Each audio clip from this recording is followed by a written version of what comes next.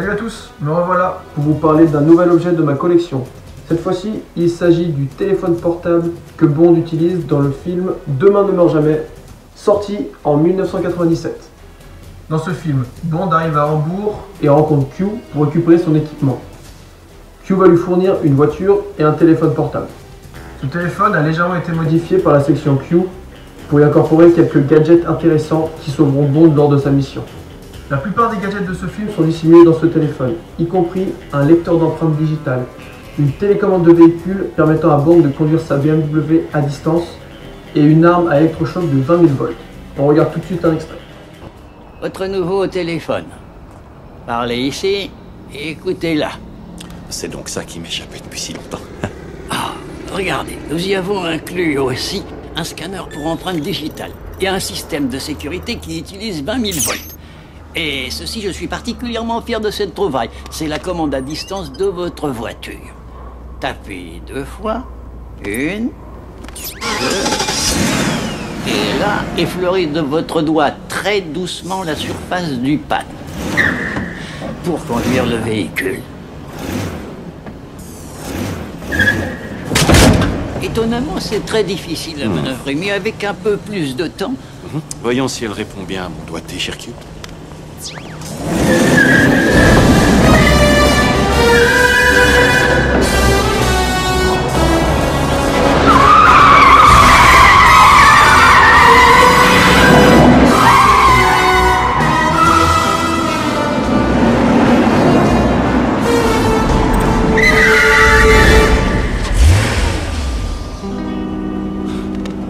Je crois qu'on est fait l'un pour l'autre.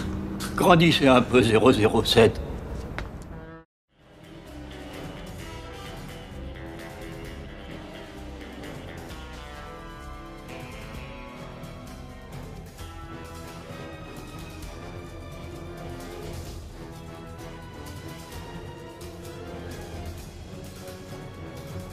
Le téléphone lui-même n'a jamais été en production et a été créé par Ericsson spécifiquement pour le film, avec le numéro de modèle JB988.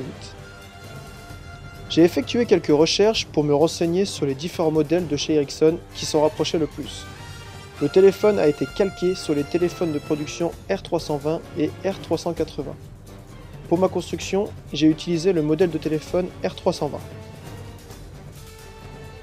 Comme vous pouvez le voir, la conception de base du téléphone est similaire en termes de forme générale et de disposition des boutons, mais c'est là qu'elle se termine.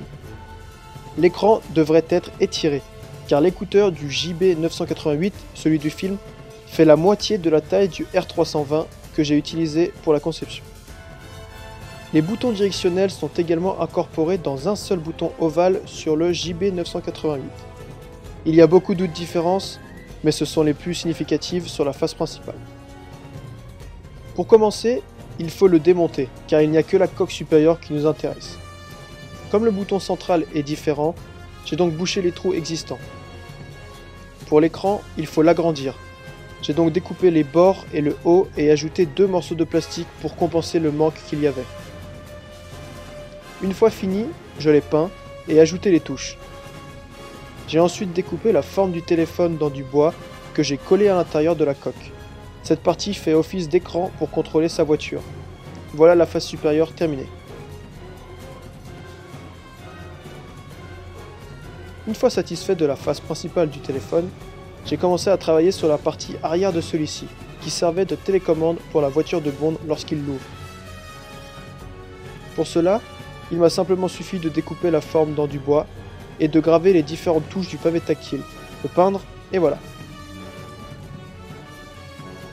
L'étape suivante consistait à relier les deux parties par la charnière pour pouvoir ouvrir le téléphone pour révéler le pavé tactile et l'écran. Pour cela, un tube et un bout de fil de fer ont suffi. Plus qu'à coller un faux bouton central, rajouter l'antenne et un autre petit détail, la marque Ericsson au-dessus des deux écrans.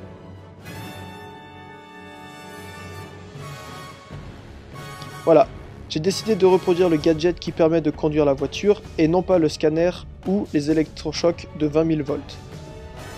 Mais peut-être qu'un jour je rajouterai tout ça sur le téléphone. Voilà, j'espère que cette vidéo vous aura plu et à très vite.